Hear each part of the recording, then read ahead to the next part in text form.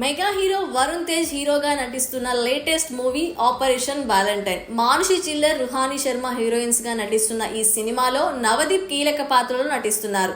March 1న operation valentine సినిమా grand గా రిలీజ్ కానుంది. ఈ సినిమా ప్రీ రిలీజ్ ఈవెంట్ ఇటీవలే గ్రాండ్ గా జరిగింది. ఈ ఈవెంట్ కు మెగాస్టార్ చిరంజీవి ముఖ్య అతిథిగా హాజరయ్యారు. ఈ ఈవెంట్ లో మెగాస్టార్ మాట్లాడుతూ టాలీవుడ్ దర్శకులపై షాకింగ్ కమెంట్స్ చేశారు.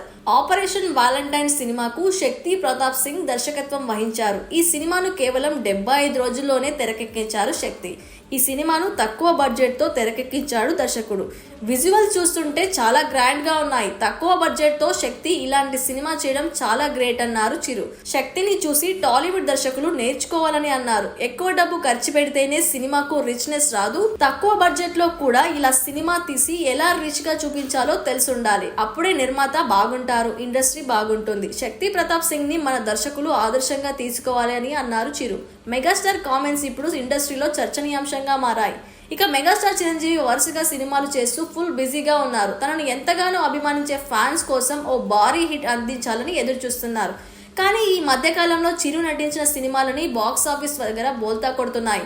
మొన్న మధ్య వచ్చిన Waltair Veerayya cinema hit talk ను తెచ్చుకుంది. కానీ ఈ సినిమా సక్సెస్ అభిమానులకు సరిపోలేదు. దాంతో మెగాస్టార్ నుంచి భారీ హిట్ ఆశిస్తున్నారు ఫ్యాన్స్. ప్రస్తుతం చిరంజీవి విశ్వంబర అనే సినిమాతో బిజీగా ఉన్నారు. ఇదిలా ఉంటే మెగాస్టార్ చిరంజీవి టాలీవుడ్ దర్శకులపై ఇప్పటికే పలు సందర్భాల్లో సెటర్లు వేశారు.